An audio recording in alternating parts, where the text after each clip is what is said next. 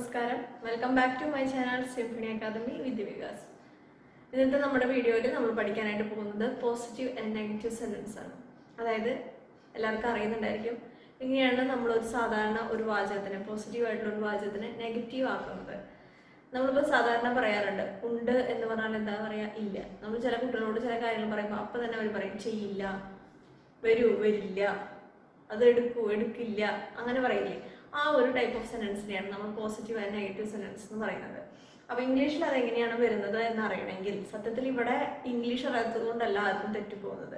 ഇംഗ്ലീഷിൽ ആകെ ഒരിട്ട കാര്യം അറിയണ്ടോ, എന്താണ് ഇല്ല എന്ന് പറയുന്നതിന് നമ്മൾ നോട്ട് എന്നാണ് പറയുന്നത്. എന്താണ് പറയുന്നത്? ഇല്ല എന്നുള്ളതിന് നമ്മൾ നോട്ട് എന്നാണ് പറയുന്നത്, അല്ലെങ്കിൽ നോ എന്ന് പറഞ്ഞാലും ഇല്ല തന്നെയാണ്. പക്ഷെ ഒരു വാചകത്തിൽ നമ്മൾ നോട്ട് ചേർക്കുമ്പോഴാണ്, ഒരു വാചകത്തിൽ ഒന്നല്ലെങ്കിൽ നോ അല്ലെങ്കിൽ നോട്ട് ചേർക്കുമ്പോഴാണ്, നോട്ടാണ് സാധാരണയായിട്ട് ചേർക്കുന്നത്, നോട്ട് ചേർക്കുമ്പോഴാണ് ആ വാചകം നെഗറ്റീവായിട്ട് മാറുന്നത്. അപ്പോൾ അത് എവിടെ ചേർക്കണം, എങ്ങനെ ചേർക്കണം എന്നുള്ളതാണ് നമ്മൾ പഠിക്കാൻ പോകുന്നത്. അതിനു മുൻപേ മനസ്സിലാക്കേണ്ട കാര്യം, മലയാളത്തിലെ ആ അർത്ഥ വ്യത്യാസങ്ങളാണ്. നമ്മൾ ഈ കോഴ്സ് കംപ്ലീറ്റ് ആയിട്ടും പഠിക്കുന്നത് മലയാളം ലാംഗ്വേജിലൂടെയാണ്, ത്രൂ മലയാളത്തിലൂടെയാണ് നമ്മൾ ഇംഗ്ലീഷ് പഠിക്കുന്നത്. അപ്പോൾ മലയാളത്തിനെ പൂർണ്ണമായിട്ട് മാറ്റി നിർത്തിക്കൊണ്ട് നമുക്ക് ഇംഗ്ലീഷ് പറയാനായിട്ട്, അല്ലെങ്കിൽ ഇംഗ്ലീഷ് പഠിക്കാൻ കുറച്ച് ബുദ്ധിമുട്ടാണ്. പറ്റില്ല എന്ന് പറയുന്നില്ല, കുറച്ച് പ്രയാസമാണ്. കാരണം നമുക്ക് എല്ലാവർക്കും ഫെമിലിയർ ആയിട്ടുള്ള ലാംഗ്വേജ്, എല്ലാവർക്കും നല്ലപോലെ അറിയാവുന്ന, പറഞ്ഞാൽ മനസ്സിലാവുന്ന ലാംഗ്വേജ് എന്ന് പറയുന്നത് മലയാളമാണ്. അതുകൊണ്ട് തന്നെ മലയാളത്തിൽ പറഞ്ഞ് ബോധ്യപ്പെടുത്തി തന്നാൽ മാത്രമേ ആ ഒരു മറ്റൊരു ലാംഗ്വേജ്, നമുക്ക് ഓൾറെഡി അറിയുന്നൊരു ഭാഷ മലയാളം, അറിയാത്തൊരു ഭാഷ ഇംഗ്ലീഷ്. അപ്പോൾ ആ അറിയാത്ത ഭാഷേനെ അറിയണമെങ്കിൽ ഈ അറിയുന്ന ഭാഷ കൊണ്ട് നമുക്ക് പഠിക്കണം. അതുകൊണ്ടാണ് പറയുന്നത്, ചിലർക്കെങ്കിലും ഇതിൽ എതിരഭിപ്രായങ്ങൾ ഉണ്ടായിരിക്കാം. എന്താണ് ഇത്, മലയാളം ഗ്രാമറാണോ, ഇംഗ്ലീഷ് ഗ്രാമറല്ലേ, ഇംഗ്ലീഷല്ലേ പഠിപ്പിക്കുന്നത്, ഇതിൽ കംപ്ലീറ്റ് മലയാളമാണല്ലോ എഴുതി വെച്ചിരിക്കുന്നതെന്നൊന്നും ചിന്തിക്കേണ്ട. ഈ ഒരു ഭാഗത്തിൽ ഇത് പറഞ്ഞില്ലെങ്കിൽ നിങ്ങൾക്ക് മനസ്സിലാവില്ല എന്നല്ല, നമ്മൾ ചെയ്യുന്ന സമയത്ത് അത് തെറ്റിപ്പോവും. അപ്പോൾ ആ ഒരു തെറ്റ് വരുന്നത്, ആ ഒരു മീനിങ്ങിലെ ഡിഫറൻസ്, ഇവിടെ നമുക്ക് ഇംഗ്ലീഷ് ഇങ്ങനെ പറഞ്ഞു പോയതുകൊണ്ട് കാര്യമില്ല. സാന്ദർഭികമായിട്ട് സാഹചര്യത്തിനനുസരിച്ച രീതിയിൽ നമുക്ക് സംസാരിക്കാൻ പറ്റണം. ഫോർ എക്സാമ്പിൾ, ഞാനിപ്പോൾ ഇവിടെ കുറച്ച് വാക്കുകൾ എഴുതിയിട്ടുണ്ട്. ഇതെല്ലാം വളരെ കോമൺ ആയിട്ട് കാണുക എന്നുള്ള ബേസ് ഫോം വെച്ചിട്ടുള്ള കാര്യങ്ങളാണ് കേട്ടോ. കാണുക, സി എന്ന് പറയാറില്ലേ.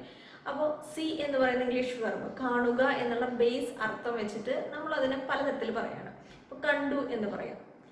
കണ്ടു എന്നുള്ളതിൻ്റെ നേരെ നെഗറ്റീവ് എന്താ പറയുക? കാണില്ല എന്നാണ്, അല്ല, കണ്ടില്ല എന്നാണ്. കണ്ടു എന്ന് പറയുന്നതിന് നേരെ നെഗറ്റീവ് കണ്ടില്ല എന്നുള്ളതാണ്. കാണുന്നു, കാണുന്നില്ല. ഓക്കെ, കാണും, കാണില്ല. അപ്പോൾ ഇത് പറയുമ്പോൾ ഒറ്റ ശ്വാസത്തിൽ പറയുന്ന സമയത്ത് നമുക്ക് പെട്ടെന്ന് കേൾക്കുമ്പോൾ ഇതിൽ എന്താ ഇത്ര വലിയ അർത്ഥ വ്യത്യാസം, ഇതിൽ എന്താ അർത്ഥം മാറ്റമുണ്ടോ എന്നൊക്കെ നമ്മൾ ചിന്തിക്കാം. പക്ഷെ വളരെ വ്യത്യാസമുണ്ട്. കണ്ടു എന്ന് പറയുന്നത് ഓൾറെഡി നമ്മൾ കണ്ടു കഴിഞ്ഞൊരു കാര്യത്തിൽ നമ്മൾ കണ്ടു എന്ന് പറയാം. സോ ഇറ്റ്സ് പാസ്റ്റ്, അതല്ലേ, പാസ്റ്റ് ടെൻസ് ആണ്. അപ്പോൾ കണ്ടു എന്ന് പറയുന്നത് നമ്മൾ അതിൻ്റെ നേരെ നെഗറ്റീവായിട്ട് നമുക്കത് ഇംഗ്ലീഷിൽ എഴുതാൻ പറ്റും. നിങ്ങളത് നോട്ട് ചേർത്ത് എഴുതും, ഇറ്റ്സ് വെരി ഈസി. പക്ഷെ അതിൻ്റെ അർത്ഥം എന്താണെന്ന് ചോദിച്ചു കഴിഞ്ഞാൽ, ആ ഒരു വേർഡിൻ്റെ അർത്ഥം മനസ്സിലാക്കിക്കൊണ്ട് എഴുതാൻ പറയേ, അല്ലെങ്കിൽ ഞാനിപ്പോൾ ഒരു വാചകം തന്നിട്ട്, മലയാളത്തിൽ തന്നിട്ട് നിങ്ങളോട് അത് ട്രാൻസ്ലേറ്റ് ചെയ്യാൻ പറയുന്ന സമയത്ത് നമുക്ക് അവിടെ എന്താണ് ഈ പറയുന്ന വ്യത്യാസം എന്താ വെച്ചാൽ, എല്ലായിടത്തും സി തന്നെയാണ് വരുന്നത്. സി ആണ് ഇവിടുത്തെ ബേസ് വെർബ് എന്ന് പറയുന്നത്. ഇതിന് ചെറിയ ചെറിയ വേരിയേഷൻസ് വരുത്തിയിട്ടാണ്. ആദ്യത്തെ വീഡിയോ പറഞ്ഞത് ഓർമ്മയുണ്ടല്ലോ, ഒരേ വെർബ് തന്നെയാണ്, പക്ഷെ സാഹചര്യത്തിനനുസരിച്ച് മാറ്റം വരുന്നു. ആ മാറ്റങ്ങൾ വരുത്തുമ്പോൾ നോട്ട് ചേർത്ത് എഴുതുന്നിടത്താണ് തെറ്റുകൾ വരാൻ സാധ്യത കൂടുതൽ.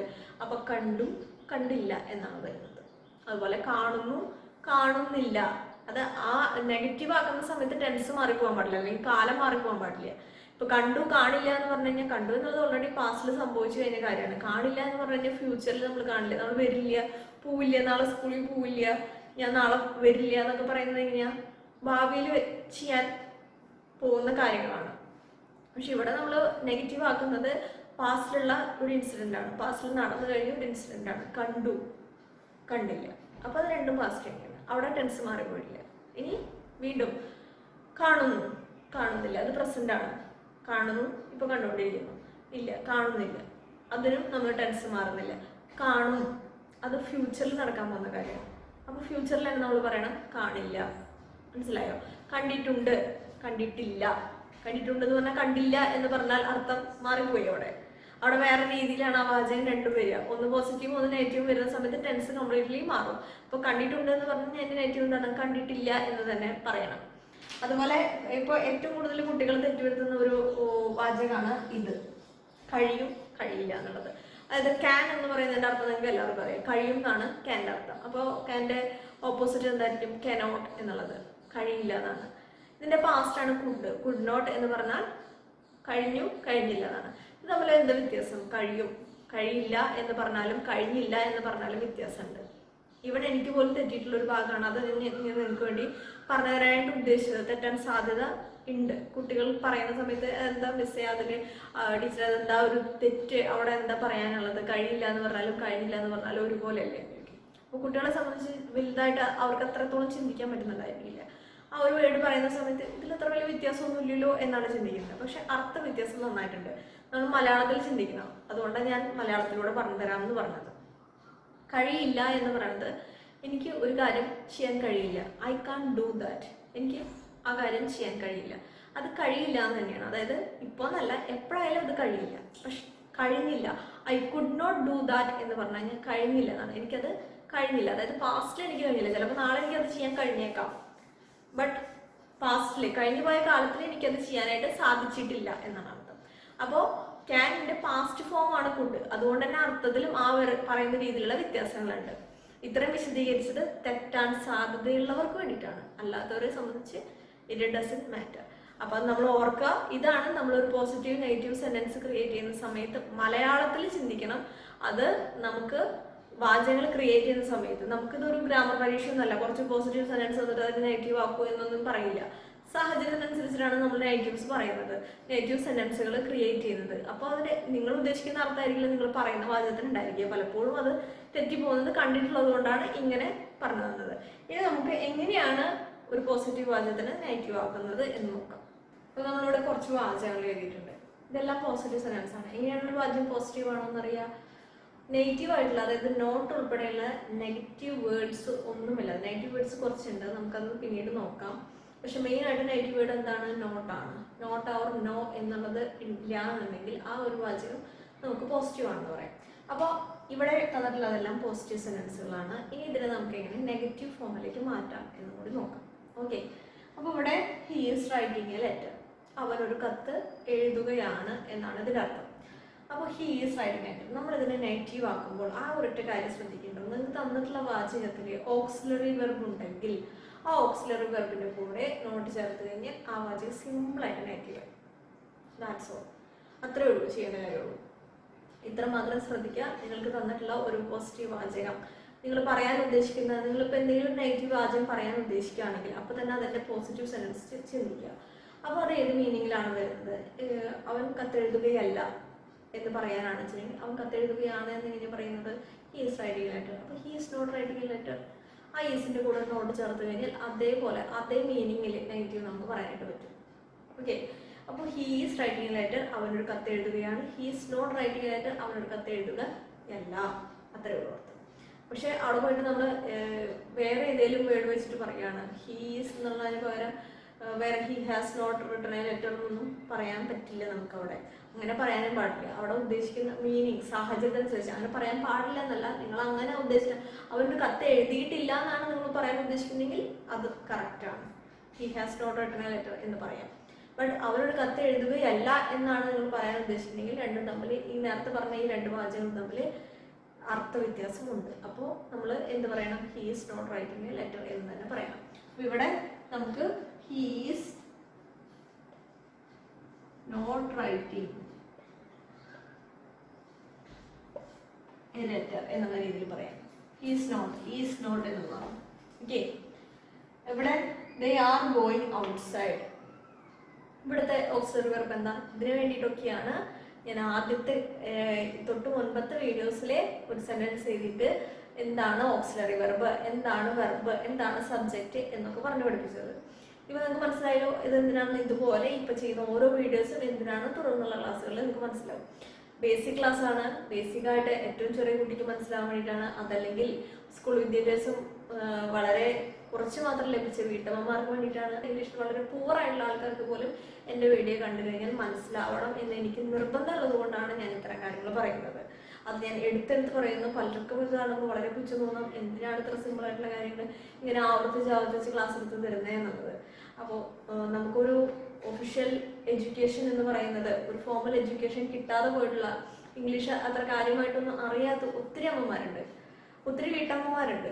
കുട്ടികൾക്ക് സ്വന്തമായിട്ട് പഠിപ്പിച്ചു കൊടുക്കാൻ പറ്റാത്തവര്, ട്യൂഷന് വിടുന്നവര്. അപ്പോൾ നമുക്ക് അറിയില്ലാത്തത് കൊണ്ട് നമ്മൾ വഞ്ചിക്കപ്പെടാനായിട്ട് പാടില്ല. ഇംഗ്ലീഷ് സംസാരിച്ച് ഇനി വീട്ടമ്മമാരായിട്ട് ഇരിക്കുന്ന ആൾക്കാരൊക്കെ ഇംഗ്ലീഷ് സംസാരിച്ച് തുടങ്ങാൻ വേണ്ടിയിട്ടൊന്നല്ല, പക്ഷെ അറിയണം അവര്. കാരണം എന്താ വെച്ച് കഴിഞ്ഞാൽ ഇന്നത്തെ തലമുറ എന്ന് പറയുന്നത് ഒരു LKG ക്ലാസ് പഠിക്കുന്ന കുട്ടി, UKG ക്ലാസ് പഠിക്കുന്ന കുട്ടിയാണെങ്കിൽ പോലും നല്ല രീതിയിൽ ഇംഗ്ലീഷ് സംസാരിക്കാൻ പറ്റുന്ന തരത്തിലുള്ള ട്രെയിനിങ് ആണ് ഇന്നത്തെ സ്കൂളുകളിൽ കിട്ടിക്കൊണ്ടിരിക്കുന്നത്. അപ്പോൾ അവരുടെ അടുത്ത് കുറച്ച് കാലം കഴിയുമ്പോൾ അമ്മമാർക്ക് അറിയില്ല, അല്ലെങ്കിൽ പഠിപ്പിക്കാൻ പറ്റുന്നില്ല, ഇവർ പറയുന്നത് മനസ്സിലാവണില്ല, ഇവർ ബുക്കിൽ എഴുതിക്കൊണ്ടിരുന്നത് വായിക്കാൻ പറ്റുന്നില്ല എന്നൊക്കെ പറയുന്നത് അത്രയും നമുക്ക് ഒരു മോശമായിട്ട് അല്ലെങ്കിൽ പിന്നീട് ഒരു വിഷമമായിട്ട് തോന്നും. വളരെ കുറച്ച് പേരെ ഈ പറയുന്ന ഗണത്തിൽ ഉണ്ടായിരിക്കുള്ളൂ തോന്നുന്നു. എങ്കിൽ കൂടിയും അങ്ങനെ ആരെങ്കിലും ഉണ്ടെങ്കിൽ അവർക്കും കൂടി പഠിക്കാൻ വേണ്ടിയിട്ടാണ്, ഏത് പ്രായക്കാർക്കും പഠിക്കാൻ എന്ന് പറഞ്ഞത്. അത് കൊച്ചുകുട്ടിയാണെങ്കിൽ ആ കൊച്ചുകുട്ടിക്ക് പോകും.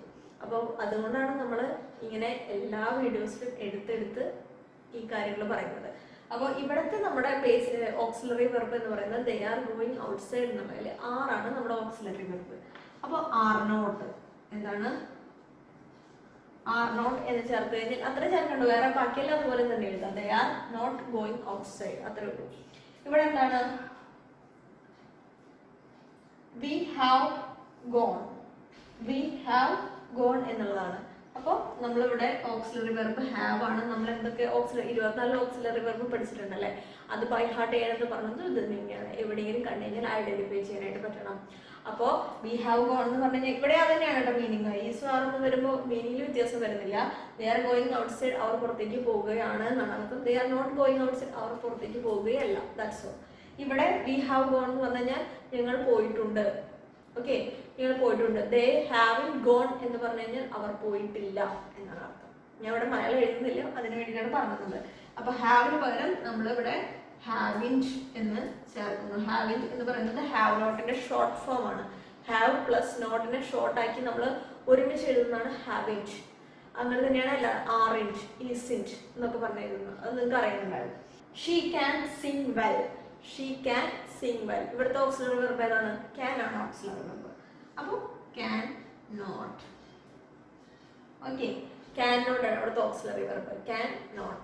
ഷീ ക്യാൻ സിങ് വെൽ എന്ന് പറഞ്ഞു കഴിഞ്ഞാൽ അവൾക്ക് നന്നായിട്ട് പാടാനായിട്ട് കഴിയും. അപ്പോൾ നന്നായിട്ട് പാടാനായിട്ട് കഴിയില്ല എന്നാണ് അർത്ഥം. She can sing a song എന്ന് പറയുന്നത്. വി ഷാൾ ഗോ, ഞങ്ങൾ പോകാം.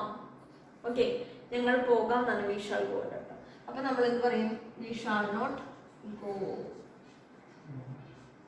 Okay, shall not go. We shall go, we shall not go. ഞങ്ങൾ പോകാം, ഞങ്ങൾ പോകില്ല. ഓക്കെ, നമ്മൾ ഇത്ര ശ്രദ്ധിക്കേണ്ട കാര്യമുള്ളൂ. നമുക്ക് ഓക്സിലറി വെർബ് ഏതാണെന്ന് അറിഞ്ഞിരിക്കണം. ഓക്സിലറി വെർബ് ഐഡന്റിഫൈ ചെയ്യാൻ പറ്റണം. ഇത് നിങ്ങളുടെ ഗ്രാമർ പരീക്ഷയ്ക്കൊക്കെ നിങ്ങളുടെ ടെക്സ്റ്റ്, നിങ്ങൾക്ക് എല്ലാവർക്കും ഓരോ സ്കൂളിൽ ഓരോ ഗ്രാമർ ബുക്ക് ഫോളോ ചെയ്യുന്നുണ്ടായിരിക്കുമല്ലോ. അതിലെല്ലാവരും ചെറിയ ക്ലാസ്സുകളിലൊക്കെ പരീക്ഷയ്ക്ക് വരുന്ന ചോദ്യങ്ങളാണ് പോസിറ്റീവ് സെന്റൻസ് എന്നിട്ട് അതിന് നെഗറ്റീവ് ആക്കുക, നെഗറ്റീവ് സെന്റൻസ് എന്നിട്ട് അതിന് ചോദ്യങ്ങൾ ഉണ്ടാക്കുക എന്നൊക്കെ പറയുന്നത്. അപ്പോൾ ഇതിന് വേണ്ടിയിട്ടാണ് നമ്മളിവിടെ പോസിറ്റീവ് ആൻഡ് നെഗറ്റീവ് സെന്റൻസ് എന്ന് പഠിച്ചത്. ഇനി ഇതിൽ നമുക്ക് ക്വസ്റ്റ്യൻസ് ഉണ്ടാക്കാൻ പറ്റും. ആദ്യം yes or no type questions എന്ന് പറഞ്ഞത്, അതായത് നമ്മൾ WH വേർഡ് ഇല്ലാത്ത, ക്വസ്റ്റ്യൻ വേർഡ് ഇല്ലാത്ത തരത്തിലുള്ള ചോദ്യങ്ങൾ ഉണ്ടാക്കണമെങ്കിൽ അതിന്റെ ആൻസർ യെസ് ഓർ നോ എന്നായിരിക്കും. അത് എങ്ങനെ ക്രിയേറ്റ് ചെയ്യുന്നത്? ഇപ്പോൾ ഹീ ഈസ് റൈറ്റിംഗ് ലെറ്റർ, അവരൊരു കത്ത് എഴുതുകയാണ്. നെഗറ്റീവ് സെന്റൻസ് എന്താണ്? He is not writing letter, അവർക്ക് കത്ത് എഴുതുകയല്ല. ഇനി ആ ഈസ് ആദ്യം വെച്ചു. ഓക്കെ, ക്വസ്റ്റ്യൻ വേർഡ് ഇല്ല, ഇവിടെ നമ്മൾ ഉള്ള ഓക്സിലറി വെർബ് ആദ്യം എടുത്ത് വെച്ചു. Is he writing letter? Okay, is he writing letter എന്ന് പറഞ്ഞാൽ എന്താ? അവർക്ക് കത്ത് എഴുതുകയാണോ?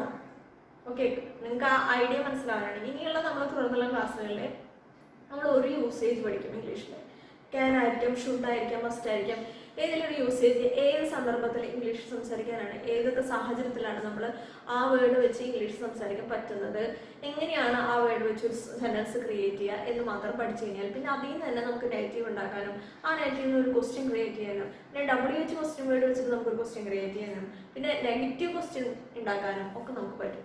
അപ്പോൾ ആ സമയത്ത് ലോങ് വീഡിയോ ആവാതിരിക്കാനാണ് ഇത്തരം ഷോർട്ട് വീഡിയോസ് ഇതിനു മുൻപ് ക്രിയേറ്റ് ചെയ്ത് തന്നിരിക്കുന്നത്. അപ്പോൾ നമുക്ക് എങ്ങനെയാണ് നെഗറ്റീവ് സെന്റൻസ് ഉണ്ടാക്കേണ്ടതെന്നും എങ്ങനെയാണ് ചോദ്യങ്ങൾ ക്രിയേറ്റ് ചെയ്യേണ്ടതെന്നും നമുക്ക് ഇവിടെ തന്നെ പഠിച്ചിട്ട് പോകാം. Yes or no type questions ആണെങ്കിൽ WH ക്വസ്റ്റ്യൻസ് മാത്രമല്ല ഇംഗ്ലീഷിലുള്ളത്, yes or no type questions ഉണ്ട്. അത് ഓക്സിലറി വെർബ് വെച്ചിട്ടാണ് സ്റ്റാർട്ട് ചെയ്യുന്നത്. അപ്പോൾ ഇത്രയേ ഉള്ളൂ. ഹീ ഈസ് റൈറ്റിംഗ് ലെറ്റർ എന്ന് പറയുന്ന ഒരു സെന്റൻസ് കണ്ടു കഴിഞ്ഞാൽ അതിൽ ഈസ് ആണ് ഓക്സിലറി വെർബ് എന്ന് ആദ്യം ഐഡന്റിഫൈ ചെയ്യണം. ദെൻ അതിന്റെ കൂടെ നോട്ട് ചേർത്ത് കഴിഞ്ഞാൽ അത് നെഗറ്റീവ് സെന്റൻസ് ആയിരിക്കും. He is not writing letter. Okay, ഇനി ആ ഈസ് എടുത്ത് ആദ്യം വെച്ച് കഴിഞ്ഞാൽ എന്തായത്? ഈസ് എടുത്ത് ആദ്യം വയ്ക്കുക പിന്നെ ബാക്കിയുള്ളതെല്ലാം ഒരുമിച്ച് എഴുതാം. ആ ഓക്സിലറി വെർബ് കഴിഞ്ഞ് പിന്നെ സബ്ജക്റ്റ് ആയിരിക്കണം വരുന്നത്. ഈസി റൈറ്റിങ്ങിനായിട്ട് അവരോട് കത്ത് എഴുതുകയാണോ, അപ്പോൾ അതെന്തായി ചോദ്യമായി മാറി. നെഗറ്റീവ് ചോദ്യമാണെങ്കിൽ isn't he writing a letter, അവരോട് കത്ത് എഴുതുകയല്ലേ. ഓക്കെ, ഈ രീതിയിൽ നമുക്കറിയാം. ഇത് നമുക്ക് ഡീപ്പായിട്ട് പഠിക്കാം. ഇപ്പോൾ ഞാൻ വേഗം പറഞ്ഞു പോയെന്ന് മാത്രമേ ഉള്ളൂ, ജസ്റ്റ് അതിൻ്റെ ത്രെഡ് കിട്ടാനായിട്ട് മാത്രം. തുടർന്നുള്ള ക്ലാസ്സിൽ നമുക്ക് ഡീപ്പായിട്ട് നമുക്ക് അതെന്താണെന്ന് പഠിക്കാം. ഓരോ യൂസേജ് പറയുന്ന സമയത്തും ഞാനത് കൃത്യമായിട്ട് എക്സ്പ്ലെയിൻ ചെയ്ത് തന്നിട്ടുണ്ടായിരിക്കും ക്ലാസ് എടുക്കുക. ഇന്നത്തെ ഈ വീഡിയോ നിങ്ങൾക്ക് എല്ലാവർക്കും മനസ്സിലായെന്ന് ഞാൻ വിചാരിക്കുന്നു. പോസിറ്റീവ് ആൻഡ് നെഗറ്റീവ് സെൻറ്റൻസ് എന്താണെന്ന് കണ്ടാൽ മനസ്സിലാക്കണം. അതുപോലെ തന്നെ പോസിറ്റീവ് സെൻറ്റൻസ് നെഗറ്റീവ് ആക്കാൻ മനസ്സിലാക്കണം. ഇത്രയും കാര്യങ്ങൾ നിങ്ങൾ ഓർത്തിരിക്കുക, പഠിക്കുക. ഈ വീഡിയോസൊക്കെ നിങ്ങൾ തുടർന്ന് കാണാം. ഒരുപാട് തവണ നമ്മൾ കണ്ട് നമ്മൾ വായ കൊണ്ട് എത്രത്തോളം പ്രാക്ടീസ് ചെയ്യുന്നു എന്നതിനെ അടിസ്ഥാനപ്പെടുത്തി മാത്രമേ നമുക്ക് ഫ്ലുവൻസി വരുള്ളൂ. അല്ലാതെ നിങ്ങൾ എത്ര തവണ വീഡിയോ കണ്ടാലും എത്ര നോട്ട് എഴുതി വെച്ചാലും എത്ര ന്യൂ സെൻറ്റൻസുകൾ നിങ്ങൾ എഴുതി പ്രാക്ടീസ് ചെയ്താലും അത് നിങ്ങളുടെ റിട്ടൺ സ്കില്ലിനെ, റൈറ്റിംഗ് സ്കില്ലിനെ നിങ്ങൾക്ക് മെച്ചപ്പെടുത്താനായിട്ട് പറ്റുമെന്നല്ലാതെ നമുക്ക് സ്പീക്കിംഗ് ഫ്ലുവൻ്റ് ആക്കാനായിട്ട് പറ്റില്ല. അപ്പോൾ എത്രത്തോളം നിങ്ങൾ വായ കൊണ്ട് അത് പ്രാക്ടീസ് ചെയ്യുന്നു എന്നുള്ളതിനെ അടിസ്ഥാനപ്പെടുത്തിയിട്ടാണ് നിങ്ങളുടെ ഫ്ലുവൻസി ഇരിക്കുന്നത്. അതുകൊണ്ട് നിങ്ങൾ ചമ്മലൊന്നും വിചാരിക്കണം. നിങ്ങൾ നിങ്ങളുടെ വീട്ടിലാണ്, സേഫാണ്. നിങ്ങൾക്ക് നിങ്ങളുടെ റൂമിലിരുന്ന് വേണ്ടുവോളം സമയം നിങ്ങൾക്ക് പ്രാക്ടീസ് ചെയ്യാനായിട്ട് പറ്റും. മാക്സിമം ടൈം യൂട്ടിലൈസ് ചെയ്യുക. Okay, stay safe. നന്ദി, നമസ്കാരം.